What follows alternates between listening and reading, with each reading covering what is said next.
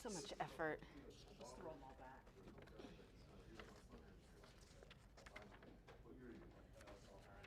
I have that problem myself. I go for an interview that's supposed to be like 30 minutes. It lasts like an hour and 15.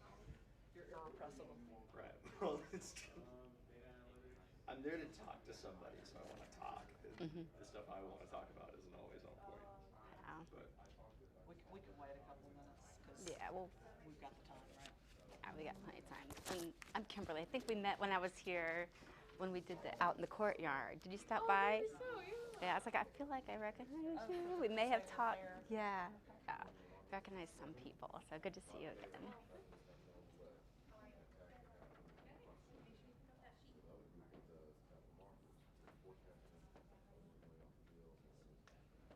want to interrupt him in mid-flow.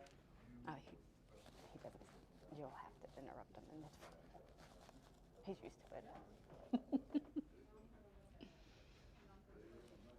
Good morning. I am Dr. Natalie Cote, and I'm with the Money the Abbey Way Financial Literacy Program at Belmont Abbey. We're thrilled to have our partners from Fifth Third Bank here with us today. And today's workshop for the 11 a.m. is on protecting your identity. So if you are with one of Mr. Gupta's classes, please put your name on a Gupta sheet back there. If you're with Smallenberger's class, or if you are not with any class at all, please do either now or on your way out, sign in at the back.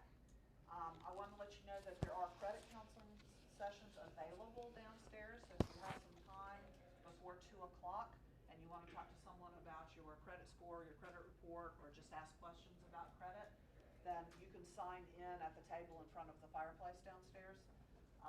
And I hope that you'll avail yourself of that opportunity. I am going to hand this off to our partners from Fifth Third Bank and let them introduce themselves, and if you'll take it away. Awesome.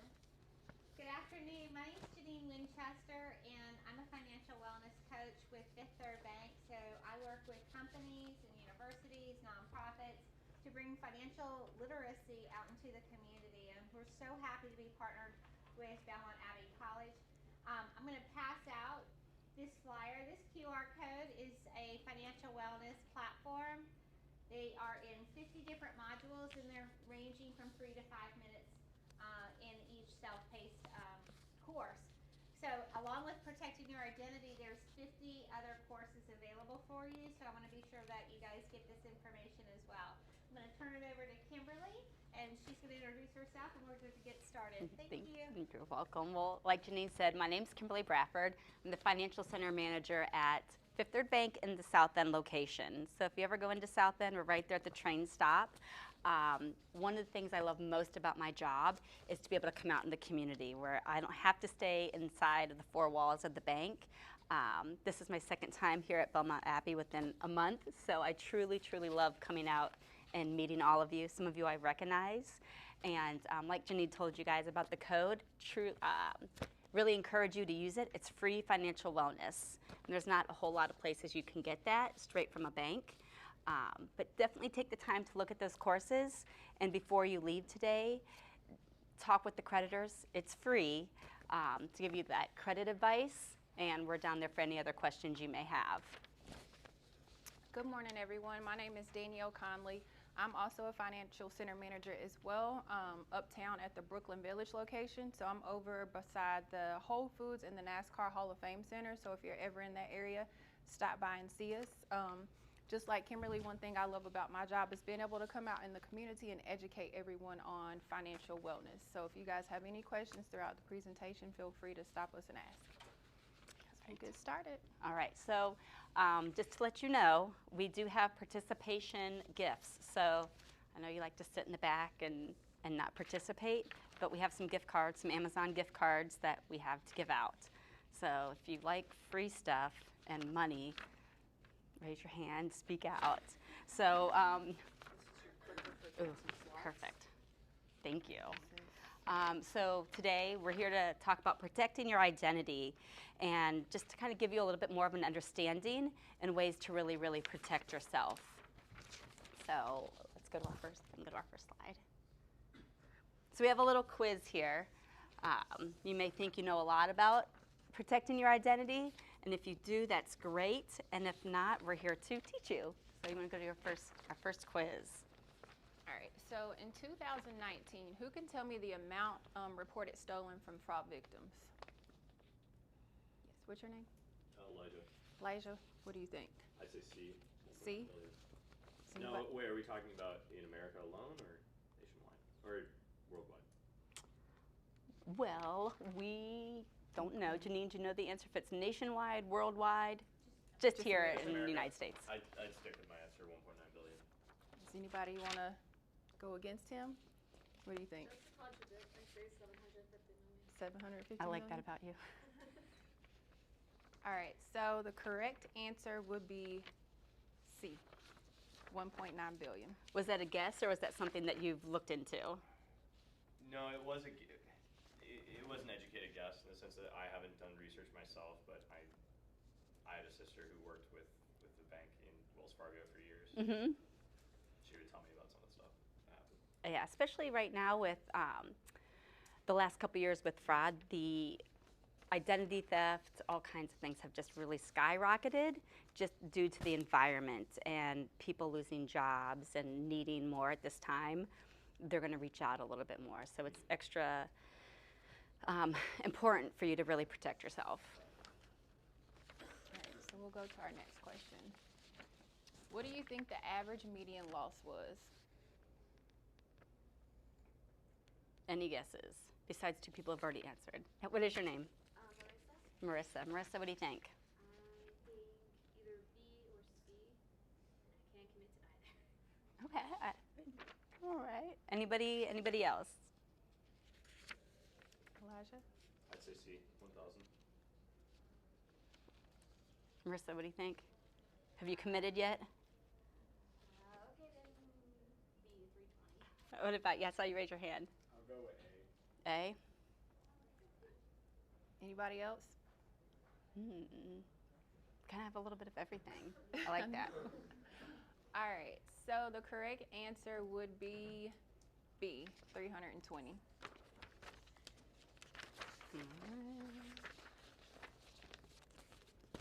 Okay, how much in reported card fraud took place in 2019?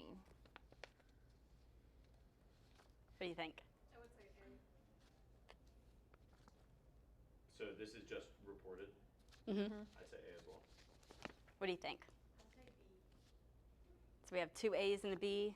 Anyone else? A. I'd say C. C.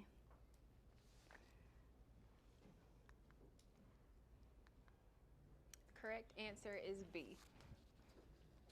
Was that surprising to you guys? I know we're kind of all over the place. I mean, now this is of the 1.9 billion that was taken. Right. No, I guess it's not too much of a surprise. I guess I was thinking like a lot of people wouldn't want to report it in the sense of like maybe embarrassment. Right.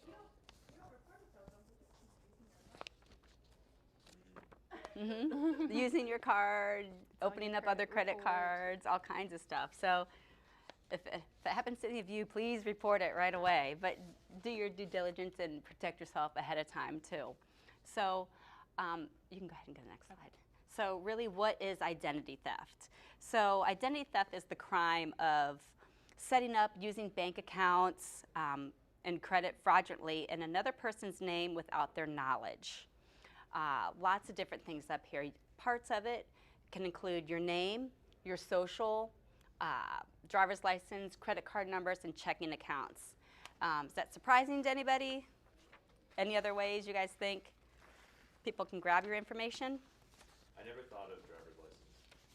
I guess I never thought of. Well, think about there's a lot of things on your driver's license. There were states that used to have your social on your driver's license back in the day when I went to college a long time ago.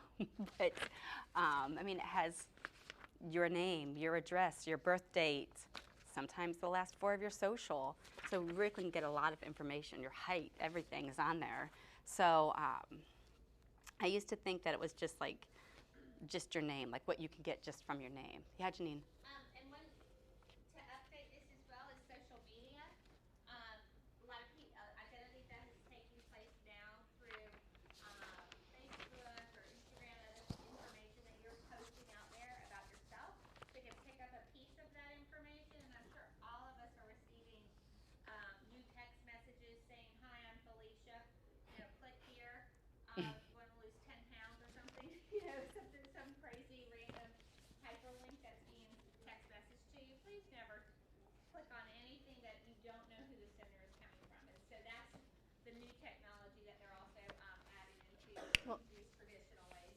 And to piggyback on the social media part, you guys have all seen those quizzes that come out. They're like, tell us about yourself. And it's like, where was your first concert?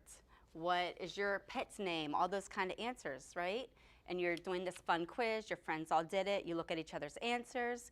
Well, when you go and you open an account, or you guys know when you set up anything, it's going to say, what are your security questions? Pick one of these 5. Those 5 are typically what are on those fun friend quizzes that just keep circulating everywhere. So just kind of keep that in mind when you think it's fun. Hey, my first concert was whatever your first concert may be, but just be aware of all those kind of things. You're putting your answers right out there. So who is at risk? Everyone's at risk, right? A lot of that risk goes up in children's accounts, young adult accounts who haven't really done anything with credit yet. So once you're 18 and you go to do your first credit report, even downstairs, you're talking to the ladies downstairs, and they're going to say, well, hey, it looks like you have a house in California, or did you open 3 credit cards last week? And they're going to say, no, but young adults and kids, they're not monitoring their credit yet. Because my 9-year-old, he doesn't need to look at his credit. He's 9. He doesn't even know what that means. So young adults and children really, really get taken advantage of also. But, and everyone, no matter what, anyone, any age, is always at risk. But risk increased, yeah, I know you guys can all read this, but increased by having your bank account, using credit cards, making payments, paying bills by a check, which I'm sure most of you don't have checks. Even when people come in, we would say, hey, if you'd like checks, let us know. But we usually encourage people to do money orders or cashier's checks because that doesn't have your account number and routing number on. You write a check, has all your information on, you put it through the mail. Well, there's another part of fraud. Using unlocked mailboxes and having your social security number put on anything. So just always protect that social security number. How big of a problem is identity theft? Well, in 2018, there was 14.4 million fraud victims, and in 2017, there was 14.2 million credit card numbers exposed. So every day at the branch, we see so much fraud. Going back to the slide before, the biggest fraud that we see is check fraud. And of course, like Kimberly was saying, it exposes your account number and your routing number. So just keep that in mind. And then when you're out and about having fun on the weekends or just shopping or shopping online, be mindful of the cards that you're using. Pay attention to what they're doing or if it's taking them a little bit extra time, because that's one of the quickest ways for you to get your credit card or debit card numbers exposed. I just would add on that piece as well. The course before this was boosting your credit. So if you do shopping online, I know we've all been victim of thinking that you're ordering something from U.S. and it's actually another country that you are now, sharing your debit card information with. I would recommend you definitely thinking about a Visa, using a regular Visa, a Visa or MasterCard credit card versus your debit card when you're doing your online shopping. And the reason I say that is because there's extra protection with Visa and MasterCard against fraud, and you'll be more protected that way than exposing your debit card on these websites. Again, because they can pick up that number and repeat it, and again, that's how identity theft takes place. Is so I just add that in when you're talking about shopping online. Right, and I usually advise people too, when you're using your credit card and you can dispute that, right? And you dispute it, it really wasn't you, you're probably getting that money back. When it goes from your debit card and they drain your bank account, and next thing you know, you're headed to the grocery store because you need food and there's nothing in your account, it doesn't help you in that dispute process. Or if you need to make your house payment or your rent payment, if they clear out your bank account, you got nothing there. So using that credit card, plus most credit cards have cash back, so you can earn, you're gonna make money using the credit card and protect yourself a little bit more. So stealing information, while money is the biggest motivation. There's also other things that people can do with that credit, because they can open up other credit cards in your name with your social. They can open up and take loans. Like I said, we had someone sit down with us and we said, what about your house in California? And the guy he had never bought a house in California. Somebody stole his social and his information, bought a home, and he had no idea till he sat down to get his own home. And they said, what about this? So it could be for little things. Someone used your account and I don't know, went shopping online, or they can buy a home that you had no idea about. So it's a little bit scary. Some of you look like you're going to throw up talking about it right now, but there are ways to protect yourself, and that's what our job is. All right, how is an identity stolen? So you've got low tech and high tech. So you've got dumpster diving, old-fashioned stealing, and address change. Can anybody tell me what dumpster diving would include as far as stealing your information there? If someone were to come with like a little pocket knife, open up your trash bag, look through it for some old bills or some old mail, anything with your information. So if you're Thank you throwing for out participating. if you're throwing out old mail, old bills, or anything like that, what's something that you would think is important to do before you throw your mail in the trash? Shred it. Perfect. Yep. Old-fashioned stealing. What's considered old-fashioned stealing? So like your wallet or your credit card or something that's identifiable to you, like even if it's something minor like a library card. Mm-hmm. Like someone walks by on the way out of the room and just picks up your backpack and keeps walking, right? And all those kind of things that are in there, like your wallet that has all your information on, things like that too. Perfect. I come with All right, gifts. and then an address change. So how do you think somebody can steal your information by an address change? Maybe this goes along with the whole driver's license thing. Mhm. They get a hold of your old driver's license or your old permit, learner's permit, Mm-hmm. and they get your address off of that. Perfect. That, or I call up Danielle's branch one day and say, hey, my name's Susie Smith and I just need to change the address on my account. And she says, okay, well, I have your old address, right? Because I have your driver's license. I need to change it to this address. And I give her my new address. And that person has no idea that their information has been changed on their bank account. So just diverting it a little bit too. And also that they can go to the post office and redirect your mail to an entirely different address. So obviously the postal services nowadays you can stop mail or change addresses online, and so a fraudster can actually do that and redirect your mail to another, like a PO box they take out at the post office, and then it might be a month before you realize that you're not receiving your statement on your credit card or other bills as well. And we see that take place frequently during tax returns. The season of checks being mailed out, if they don't set nowadays, most people file and have automatic ACH credit for their returns, but our elderly do not do that. They still receive checks in the mail and come into the bank and cash. All right, so some high-tech ways of your identity being stolen is skimming. We know that's the most common. Can you tell me some ways that skimming may take place, or what you've heard about skimming? I don't know what skimming is. So skimming is the practice of stealing your credit card, debit card information by capturing it on a storage device when your card is processed. It's like when you go to the gas station and you pull up to the pump and it looks like it had been tampered with, or you're like, you kind of use your gut instinct and you're like, this looks a little shady. It looks like someone took a hammer to it. It's on top of where you insert your card. It could be on an ATM machine. It could be on a gas pump frequently. It can even, convenience stores, things like that. So you can put a device on top of the actual card reader.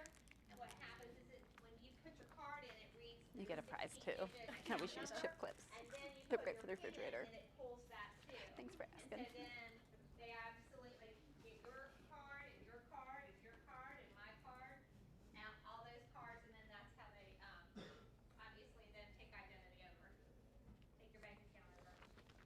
And they even have pocket skimmers too, where somebody will have a device in their pocket and they can walk right past you and then get all your card information. So they have wallets you can actually order off like Amazon or something like that to protect your information. So there's all kind of ways to do skimming.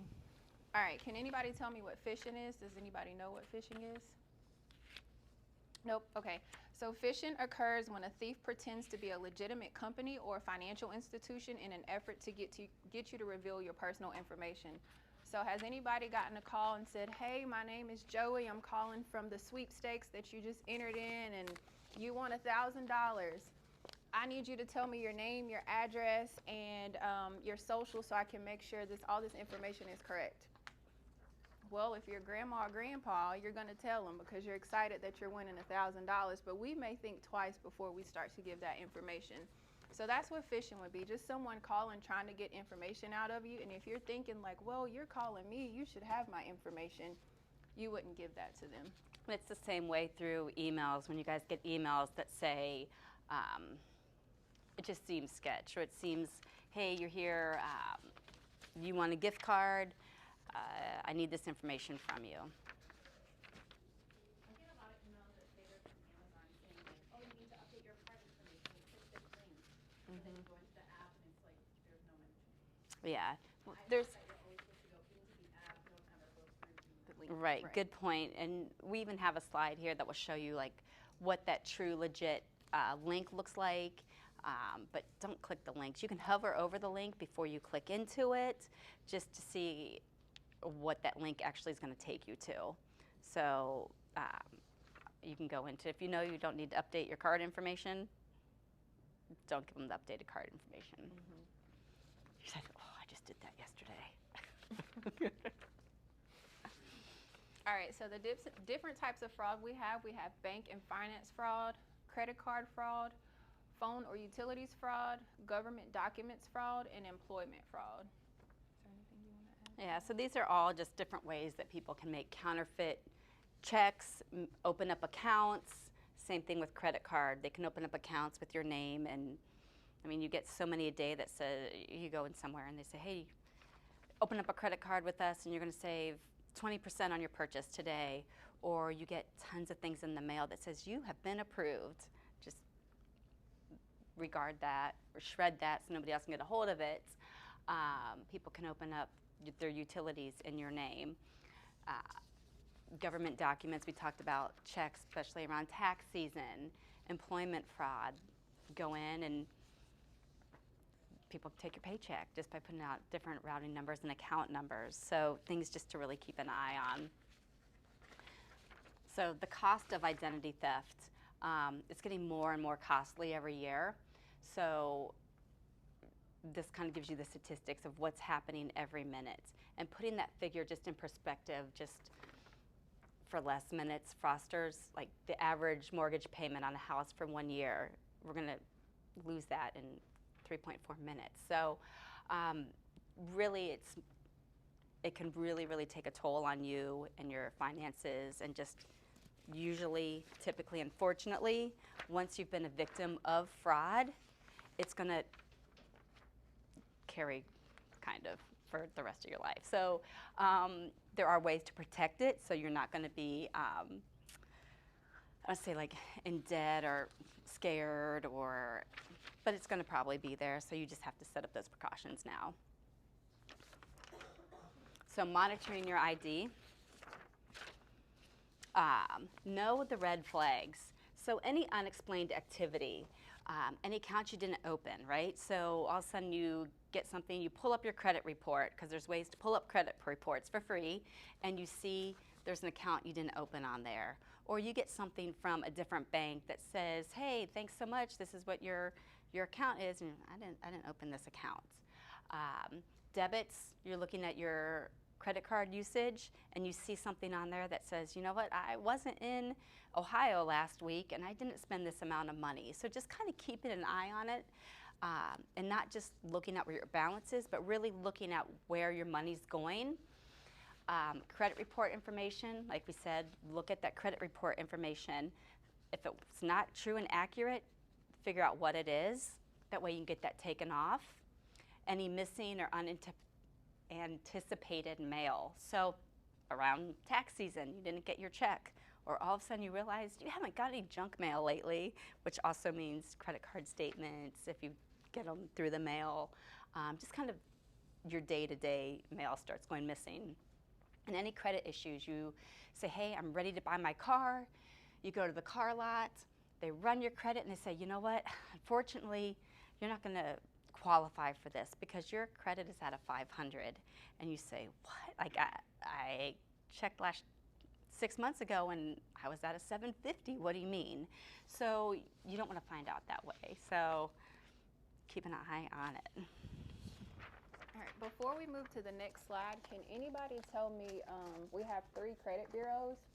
Can anybody tell me what the 3 credit bureaus are? Or at least one? I see you thinking. Oh, I should know this too. We're bad.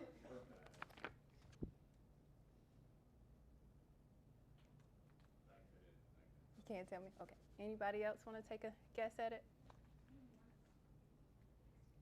I heard you all the way from here, Janine. Did you hear that lister all the way I have mom ears. All right, so the 3 credit bureaus that we have Experian, Equifax, and TransUnion. So with the 3 credit bureaus, you can get a free credit report every 12 months. A best practice that I've heard before is you can rotate every 4 months and try to get a free credit report from each credit bureau. And then that way you can check on everything every quarter of the year just to make sure everything is correct for yourself. Right, well, before you click, if you guys go ahead and write that one down, the annualcreditreport.com. And like Danielle said, it's going to give you a printout of your credit report. It doesn't necessarily give you your score, but that's a way to go through and make sure that it's accurate. And since we partner with Belmont Abbey College, call up myself or Danielle and say, hey, I got my credit report. There are a lot of things on here, and I have no idea what any of it means. Our job is to sit down with you guys and go through that so that you understand it. So if you guys do it, I encourage it, like Danielle says, do it, Experian in January, somewhere in May, another one in September. That way you're always, always monitoring it. And when you go to do loans or apply for credit bureaus don't always pull from all 3. Right? When you come to the bank and you say, hey, I want to open a new account, or I want to open up a credit card. I think we use Experian. TransUnion is the most. And you're going to flex. So not everywhere you go reports to all 3. So there could be a little bit of a spread between the 3, and that's normal. I think I have like a 15-point spread between the 3 bureaus. So just depending on who reports to who.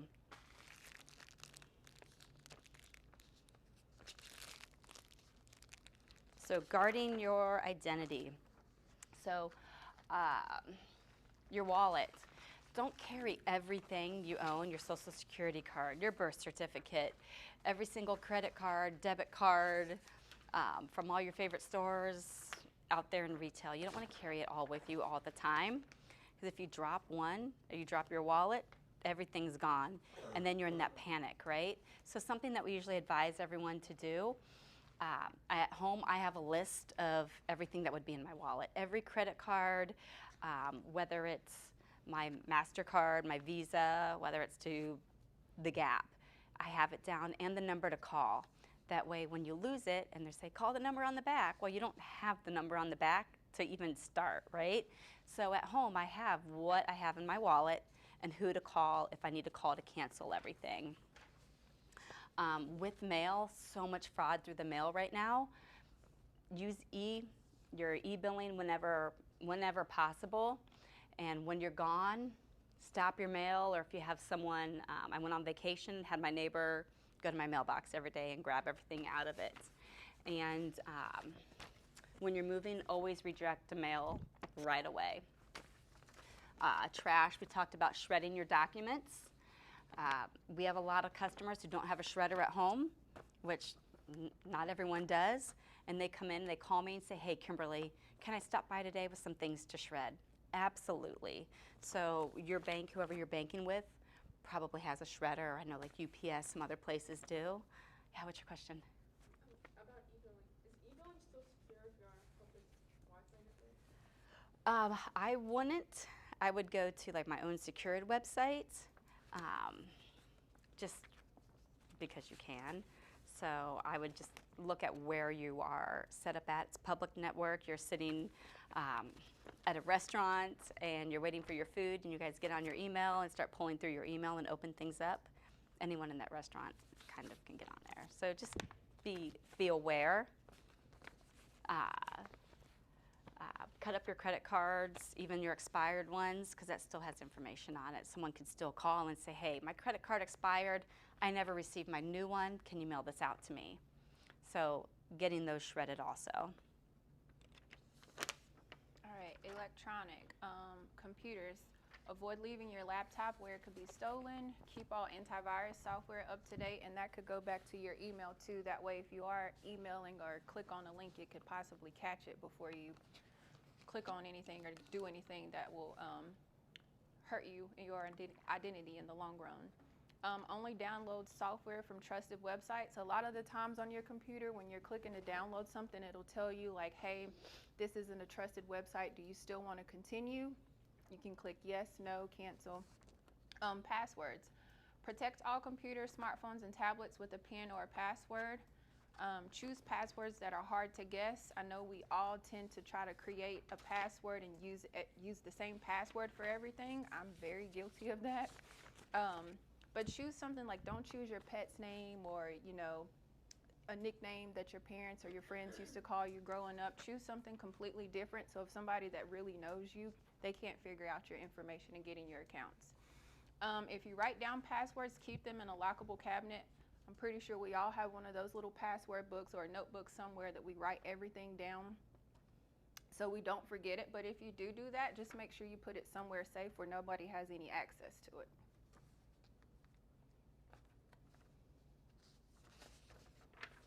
All right, I'm going to go to skimming. Go to skimming. Yeah. Okay. All right, so skimming, I know we just talked about that. And this is when we said you go somewhere in the card, it looks like it's been beaten up a little bit, just to kind of give you places where you can go and what that really looks like. If I pull up in a gas station and I look at that skimmer where I'm supposed to swipe my card and it looks like someone took a hammer to it, I'm going to pull it to a different pump. The ones that I've noticed tend to be farther away from the front door. They're usually those ones on the end. So just kind of be aware of where you're at and what that looks like. And if you look at it at all and it's a little questionable, it's not shiny and pretty, looks like it's been in a fight, I would probably go to a different pump, is what I usually advise. And then fishing was what we were talking about earlier as well. So it has where the address here is kind of questionable. The sense of urgency, hurry right now, update now. The non-US dating format, so this is not the way we would write the date out for ourselves in the US.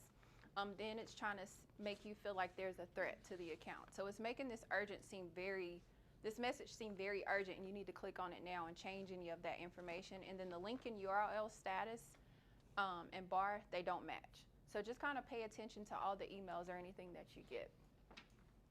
A lot of times they have misspellings or the spacing isn't correct, or like Danielle pointed out, like if information at the bottom of the page doesn't match the information at the top page, those are just key things to keep an eye out on.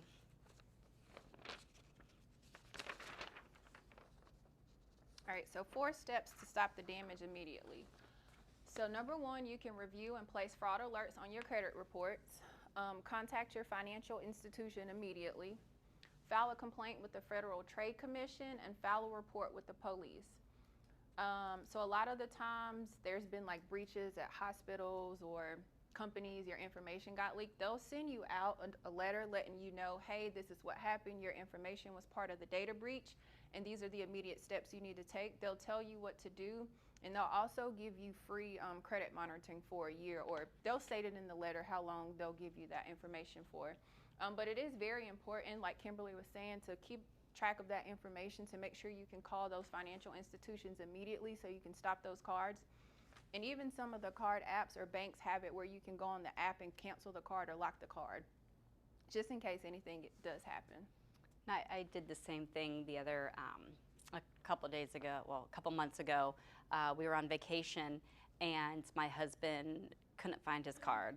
So instead of canceling it immediately, because you know as soon as you cancel it, you usually end up finding it. He just put a block on it so that if it was used, nothing would happen. And 2 days later, he found it. I called Fifth Third and said, "Hey, we have the car. Can you take the block off?"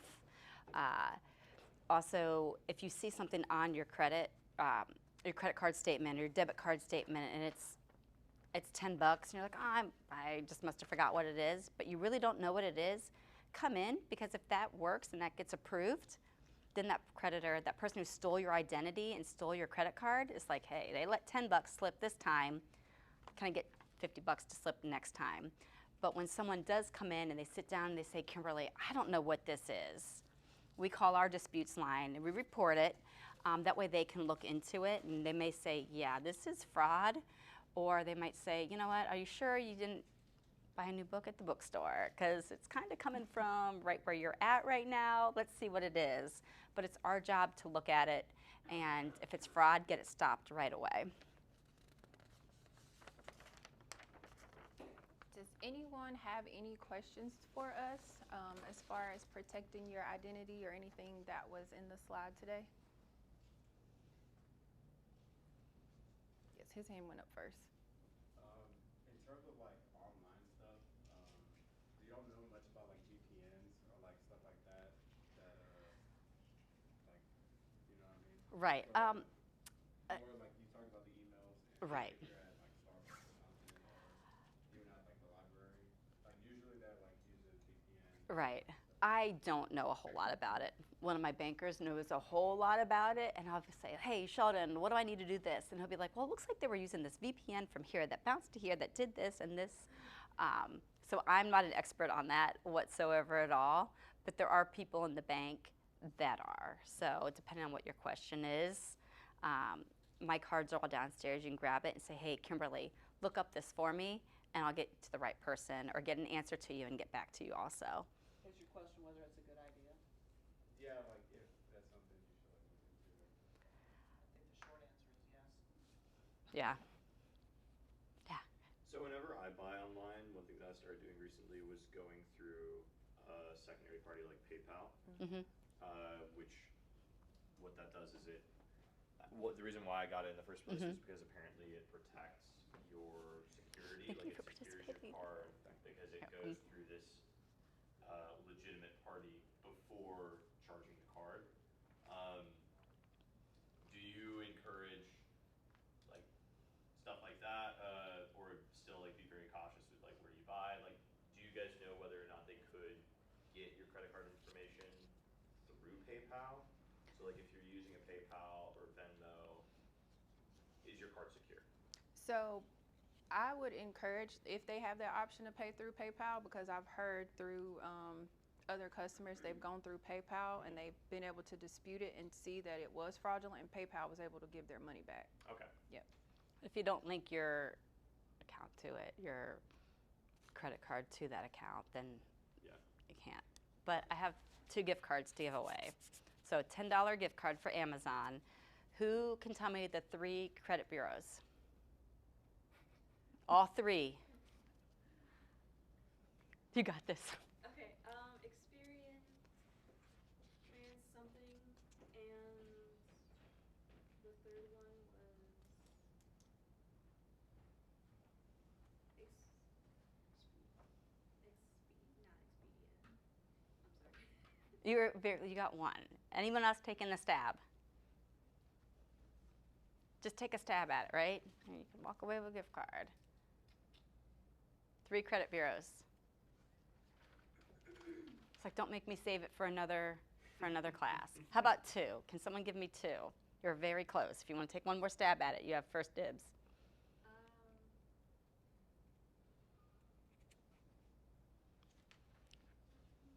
There was Expedian, Trans something, Trans something, and then the third one just All right, hold your thought. What do you think? TransUnion. Mm-hmm. Mm-hmm. Who has the third one? Does that have something to do with like force, like transport or something like that? No, but that, you know what, I love that you raised your hand and went for it. So here you go. So you have TransUnion, Experian, and Equifax. Equifax. That was the one at the bottom, right? I know you're like, trans, I can picture it. I can picture it. Yours, thank you. I said if you got two. Do you guys have, if you have other questions, there are a group of ladies downstairs who their job is to credit advise, and they are fantastic. So, like I said, it's free for you guys today. They can sit down and answer all those kind of questions. That's their only job, right? So if you have the time today, sit with those ladies, find out about your credit. They can even pull up where you're at right now and give you some advice about it. And then we also have lots of our employees down there just for any other questions you may have. They may be at lunch right now. Gotcha. Yeah, and if that's the case, you can scan the QR code that's on the flyer on the door and make an appointment between when they come back from lunch and 2 o'clock. So if they're not downstairs when you go down, just look for the QR code on the flyer and sign up for a time in a little bit. I think they went to lunchtime, 11:15 to 11:45. They would. Flower would already take your appointment time for how long they come back here. Oh, perfect. There's still piece of stuff I will pay for that. Yes, we have some free stuff at the table too. So another $100 gift. There's a $100 gift card, and there's some other just beach balls and other fun stuff. So thank you guys. Let us know if you need anything, and go. Hope it was beneficial for you. You guys are so Thank you, quiet. Kimberly. All right. Thanks, guys.